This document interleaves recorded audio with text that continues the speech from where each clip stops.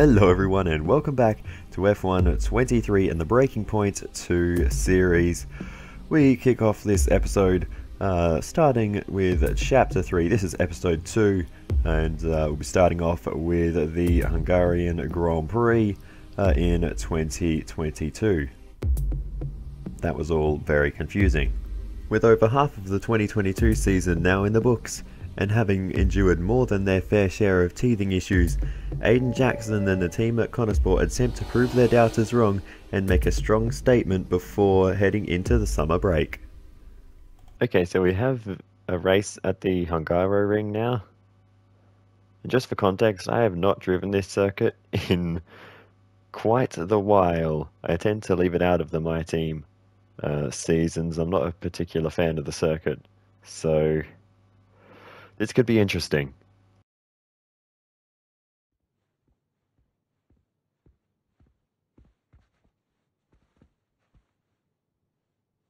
Hey there, can you raise that lamp about 6 inches, right? Excellent. A butler should always look sharp. So, at what point in the 22 season was it clear to you that the team was struggling? Oh, well, right after the Hungarian GP. I may only be the money, but even to me it was obvious. The whole thing was a shambles. Yet again, Connorsport's Jackson and Butler battling it out on track. It seems as Hang if on 2 seconds, Nats. Okay, Devon, Aiden's lapping faster than you. I need you to let him pass, please.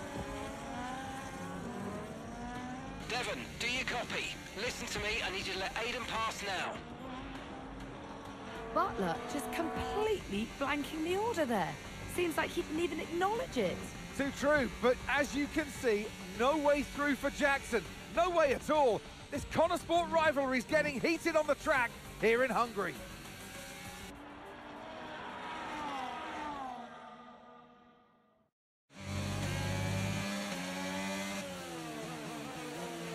What's he doing? Oh, come on, this is a joke. Alrighty, so we have to overtake Devon Butler before lap 14, and I'll be honest, I tried this one on the challenging difficulty that I've been using throughout this series so far, and as I said, Hungary is a very difficult circuit for me, and it was a little too tricky. We went full send on Butler there straight away, couldn't get the move done, and yeah, he was able to get us back. This isn't even on the challenging difficulty anymore. I actually turned the difficulty down, and he was still able to get the move done back around the outside, but we got back ahead of him, and that should hopefully be the last we see of old mate Devon Butler in this race. So now we need to continue pushing on to see if we can grab some points in this race, and maybe the fastest lap as well, as we scamper around the outside and make the move on Sebastian Vettel, and we've got a whole train of cars in front of us now as we get around the outside of Danny Rick. We get the move done there as well, so we are making good progress through the field. Double move now down the inside, and getting past both Esteban Ocon and Alexander Albon, as Albon, I think, in the Williams, probably not the strongest car around the Hungaroring, but as we continue to push on down the inside there of Fernando Alonso, we get the move done on him as well, and we are absolutely flying through the field now, and well, into the points, but I believe there is potentially much more on the cards for us here, as we're now on the back of the Haas. We get a big old squeeze to the inside there onto the grass. We have managed to make the move though down the inside of Kevin Magnussen, and get the move done and up another position. So not bad there as we make the move down the inside of Lando Norris. Another one gained for us. Next up is Valtteri Bottas. And that's just 5 laps of fuel remaining. And I'm starting to think we may even be on for a podium here at the rate we are gaining positions because we are flying through the field. Got a bit of an air gap, but the cars ahead quite bunched up as we go full send down the inside of the Ferrari there of Carlos Sainz. Good work, great pass. Bit of contact on the way through, but nonetheless we've gotten the move done. And now Sergio Perez in front of us. Can we make the move here around the outside of the left-hander? Not going to get it done there, but maybe down the inside of the final corner. We should be able to get this move done here. Sneak it down the inside, lay it on the brakes, and now we're growing in confidence around this circuit. And we are really flying at this stage. And now we are looking to the outside, see if we can make the move all the way around the outside. And that is a job done on George Russell. And we are up onto the podium, and with time to spare as well, with a couple of laps to go. Now onto the final lap. Teammate behind is 31.8 seconds. We've left Devon Butler in the dust around the outside of Lewis Hamilton. We might be on for the race win here, as we've got Max Verstappen in sight, not far up the road to be fair, so this could be on here as we're really closing up through turn 2. We just need to take our time and wait for an opportunity as we go a little bit wide there. Not great, but we just need to find a way past. We have a little peek around the outside, but no way through there. We have a little look up the inside. There's not really a gap there, but we're going to force one as we make a touring car move there. Wasn't quite a gap, but we use the front of the car to make one, and thankfully the damage setting is very low in the Breaking Point series, and we make that move on Max Verstappen. We move ourselves up into the lead, and yeah, clearly the Connor Sport car, the front wings are made from recycled World War II tanks, because that thing was not budging despite how much contact we just made with Max Verstappen. That is insane. But anyway, we are now rounding the final corner, and we are going to somehow take race victory here for Connor Sport. Not sure that's quite how that's meant to play out.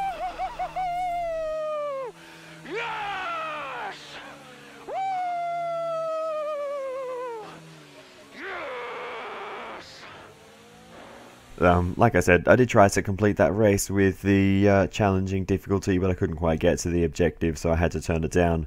But that made it far too easy, so you know, perhaps there needs to be an in-between. But anyway, that's just how it goes, unfortunately. So Nats, who else out there deserves a mention today? Well, I feel like there are a couple, but let's start with Aiden Jackson. Couldn't agree more. Jackson had a brilliant race, didn't he?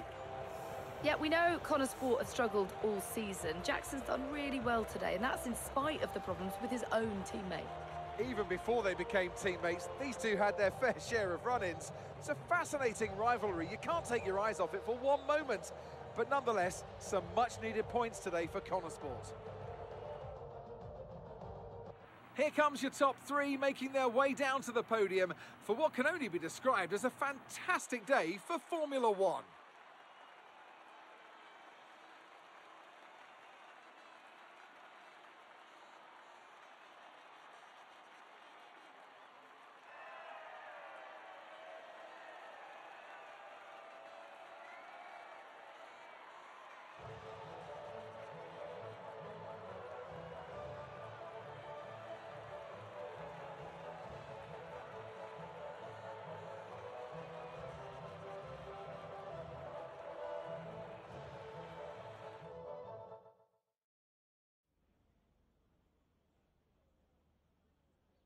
Well, a good race out there again today, Aidan, but what we do all want to know, what exactly happened with Devon?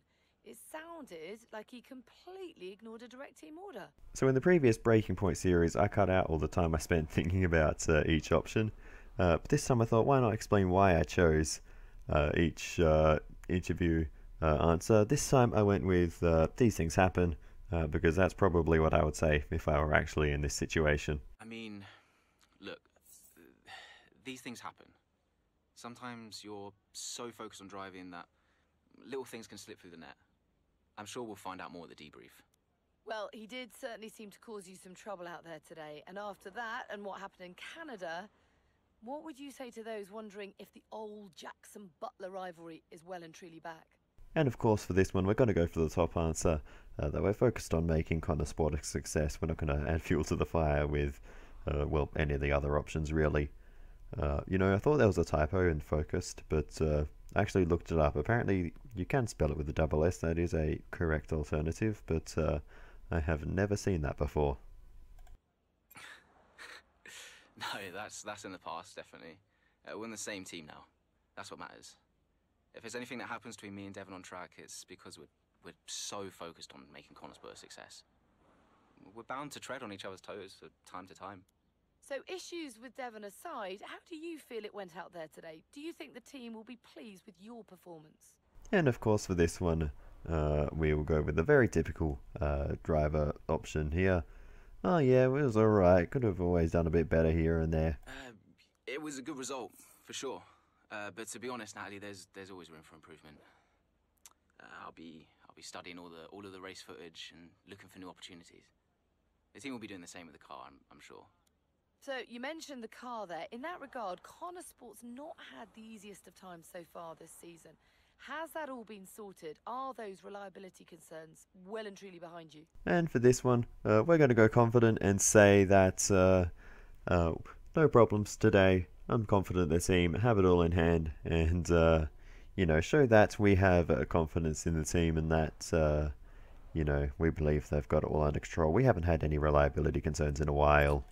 Well, yeah, there was no issues this race, so things are definitely looking up in that regard. I'm confident the team have got it in hand, and today proved it. There's always room for improvement, but little by little, step by step. Well, thank you for chatting with us. Great to have your time. Despite Devon's lack of cooperation during the race, Aiden still manages to get past his Connor Sport teammate and secure points for the team at the Hungaroring. Alrighty.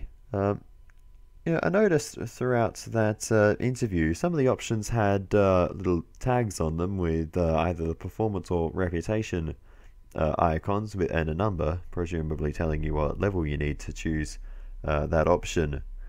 But a lot of them weren't things I would say anyway, so I don't know, it seems a little strange.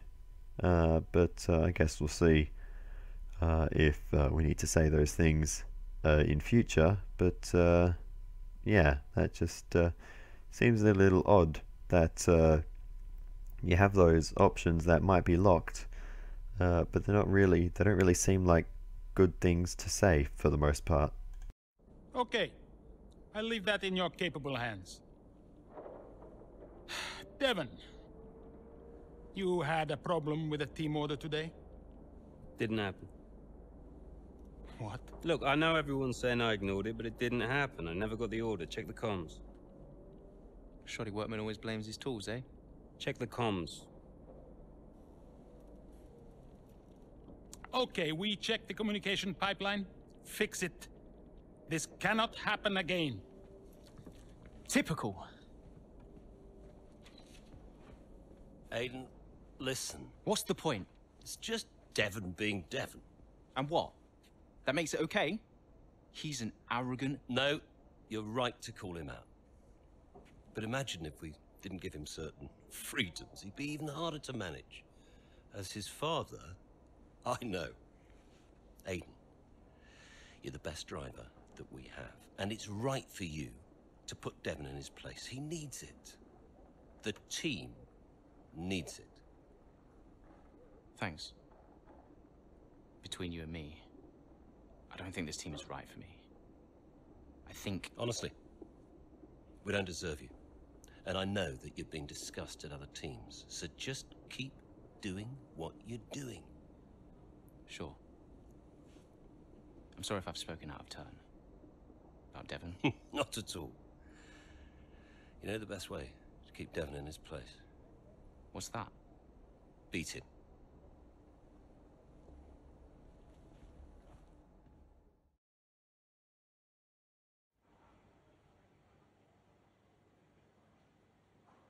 Could you take a look at this, please?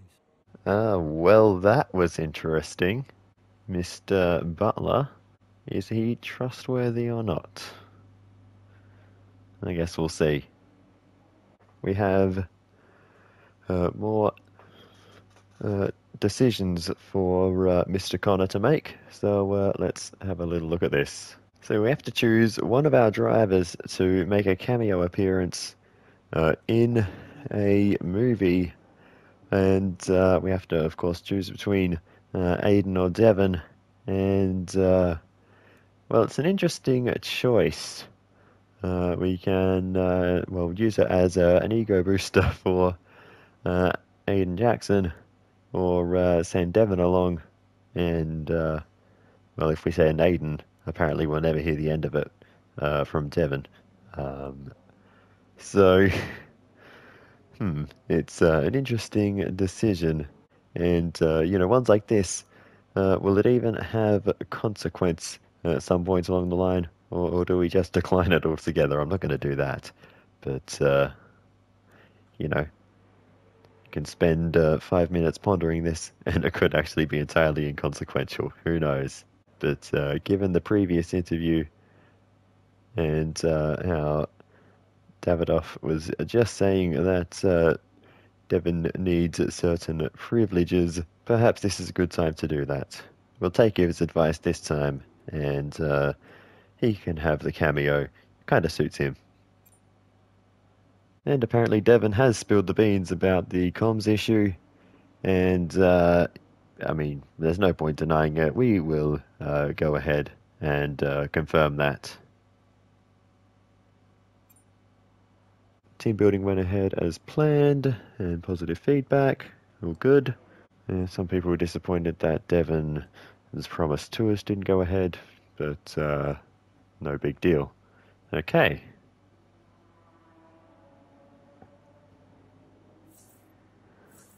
So that's that. So I think I made the right choice in that situation.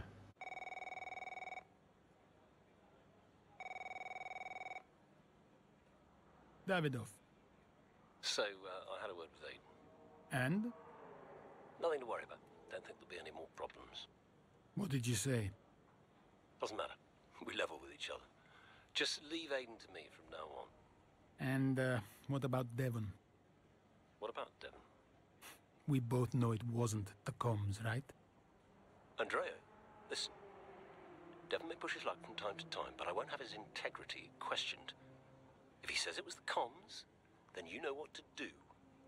Yes? Right. Sure. I'll have them checked again. See that you do. And it wasn't the comms. Okay. Should have got that phone call earlier. But regardless, too late now. Anyway, now we know Davidoff is a liar. We won't make that mistake again. Yeah, there definitely was no comms issue. Andrea used to be involved in tennis? Interesting. Hey, Noble F1 noticed I finished first. And we have another email here regarding this Antonio character. Flying in business class and staying in fancy hotels, and apparently he has some news for us. So I'm not sure what that's going to be. But anyway, I guess we may find out in the near future, or we may not. We will see. And so with that dealt with, let's go to the next chapter. Hey, we need your input on this one. Well, it looks like our merchandise is selling much better than what was expected, which, well, of course is good, but it means everything is either sold out or running low. So apparently we've had a word with the sportswear division though, and they can't increase production without affecting other Connor Sport lines. And I'll be honest, it took me a long time to work out what they were talking about there, but apparently Connor Sport's involved in other sports outside of Formula 1. This issue is bigger than just your F1 interests. How should we handle this? So we can increase production or just make do? we're going to increase production of the F1 side of things, and you know, if we have to reduce production of the other stuff, which, you know, obviously isn't selling as well as the F1 stuff at the moment, so be it. If the F1 stuff is what's selling at the moment, that's what we should be making the most of. That just makes sense. And on to the next one, developing the car.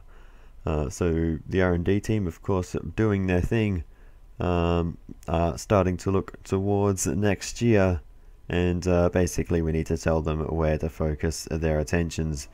They think there are some easy gains to be made with a 2022 car still, but of course they also need to be working on next year's car, so there's some conflicting opinions there. But we also have the performance rating to tell them they can do both. So for the first time, we are actually going to be going for the performance dependent option there, and we probably won't find out if that was a good or bad choice until the start of next season. So what about Callie Mayer? Was she on your radar at this point? Of course. She was making big waves in F2. And Ackerman would not shut up about her. Oh, and now we get into some Formula 2. I haven't driven an F2 car in quite a while actually, so this will be fun, and we finally get to meet Callie Mayer. Anyway, Chapter 4. Upcoming British F2 driver Callie Mayer finds herself dominating the competition in the sprint race at Zandvoort. Not content to sit out in front leading the race, Mayer and the team at Trident decide to opt for an unorthodox strategy. Decide to opt for? I feel like that's doubling up on terms a bit. I feel like they could just say opt for. They don't decide and opt to mean the same thing. Anyway. Here's our race leader, Callie Mayer. She has been blisteringly fast around Zandvoort here today.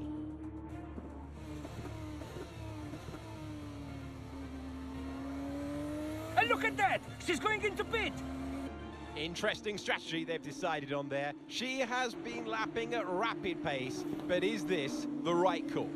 Yeah, it's a bold move, for sure. Looks crazy to me, but let's find out. Here she goes then, on brand new tyres. The rest of the field still sticking with their original set. Where exactly does Callie Mayer come out? Let's see.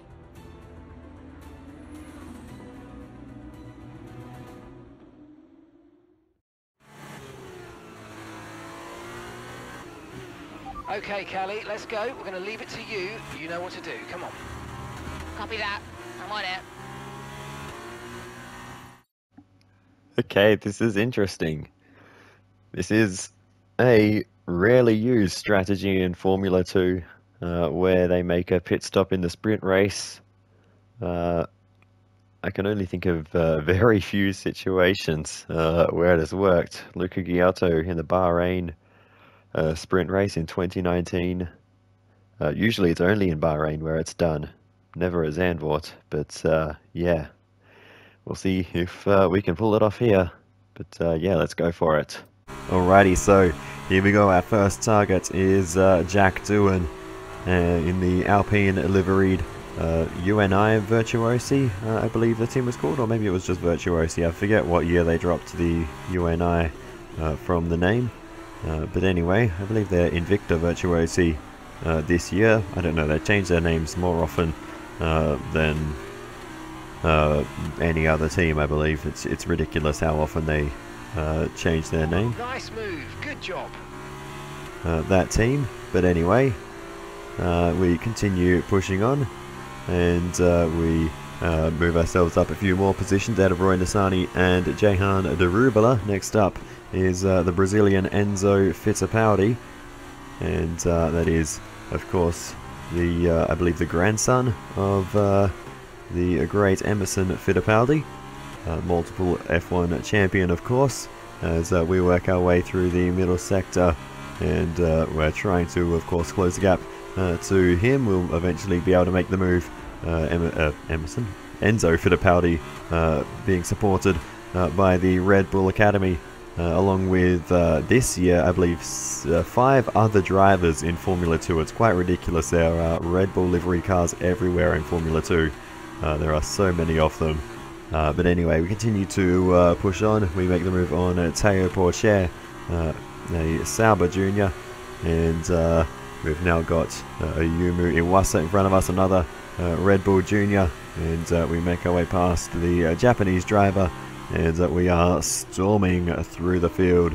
We've now got another, now a Formula 1 driver, Williams driver in front of us, Logan Sargent. Let's see if we can make the move on Logan Sargent. Not able to get through at the moment, in a bit of a tricky part of the circuit in terms of overtaking. But we've actually got the difficulty turned way down still. I actually forgot to turn it back up. I probably should have for this race. As you can see, I'm not driving particularly well at the moment, but it's partially because I don't have to at the moment, with the difficulty still down on the lower setting. But anyway, we continue pushing on, and we've now got Dennis Hauger in front of us, yet another of the Red Bull Juniors. And we'll see if we can make the move around the outside of Dennis Hauger. Not quite there, so we'll switch to the inside, and we'll get the move done on Dennis Hauger. These, of course, are 2022 F2 teams and drivers. But anyway, we've now got Clement Novalak in front of us. We'll make the move to the inside, as we've also got a bit of slipstream late in the piece from Liam Lawson. Novalak goes full send around the outside, so we had to be cautious there on the way in. Didn't want to rear end Liam Lawson under brakes, as we go now on board with Novalak, and we try and get moves done down the inside. Novalak with the switchback as we continue this scrap side by side. We have to go to the outside and try and full send it, and that works out quite well for us. Good exit, and we'll grab Liam Lawson as well, and that worked out quite nicely for us, and we've moved our way up into second place, and the only driver ahead of us is the other Kiwi of Marcus Armstrong. So for a while in this race, the Kiwis are running first and second, but we've split the pair of them, and pretty soon we should be able to get past Marcus Armstrong as well, as we are rapidly closing that gap, and we should be able to get this move done as we put the power down, DRS open, and we will get the move done along the straight. Very close. No need to worry about the tyre condition for now. Everything's looking good. Yeah, with the front wing there, but we got away with it. No damage done, so we can now just push on to the end of the race, as we continue to watch on, though. Puff of smoke out of the back of the Armstrong mobile, and he will retire from the race with a mechanical failure. I think he held up Liam Lawson a bit for a moment. Novalak had a little sniff, but no opportunity to get past for Clement Novalak. So we're going to come around the final corner, and that is going to be sprint race victory here at Zandvoort.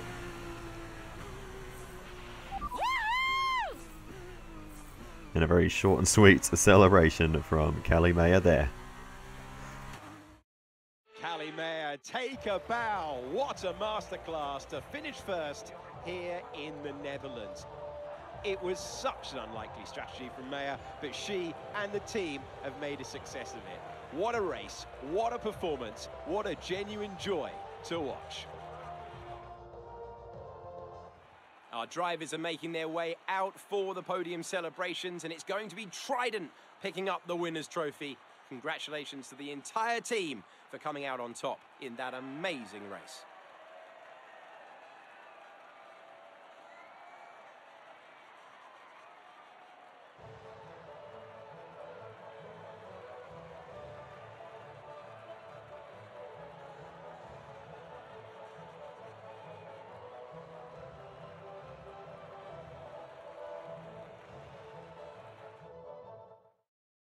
Alrighty, that was fun. I enjoyed that. Good to get back in the F2 cars and see all those F2 names again, and a few new faces in the F2 as well. I never did a 2022 F2 season. I have to do that. Maybe I'll do that next after Breaking Point is over. We'll see. Anyway, Mayer manages to win in convincing fashion after an unconventional pit stop. Each race win shows why Mayer is such a promising young driver in Formula 2. It does indeed. Anyway, also great to have Davide Valsecchi back. A little strange they didn't have Alex Brundle, who is the real life F2 co-commentator alongside Alex Jakes. But yeah, great to have Davide Valsecchi. I miss him commentating F2 in real life, as he did a number of years ago. He was a little hard to understand, but could never fault his enthusiasm, that's for sure. Callie, what do you put your success down to this season? Oh, I'd say probably my speed. In what way? I find lapping faster than everyone else really, really helps. Casper. No. Seriously though, I have a great team around me, and this guy, more than anyone else, has been pretty useful to have around. Casper, what are you shy? Come up here. Yes, okay. And Callie says you've been a factor this season, Casper. I'm not the one driving. Didn't agree with my tyre strategy though. This one has no respect for her elders. But can you give us more detail as to the exact role that you're playing, Casper? None whatsoever. It's all about her. He's probably right, to be fair. So, were you already in touch with Casper Ackerman at that point? Ackerman and I go way back.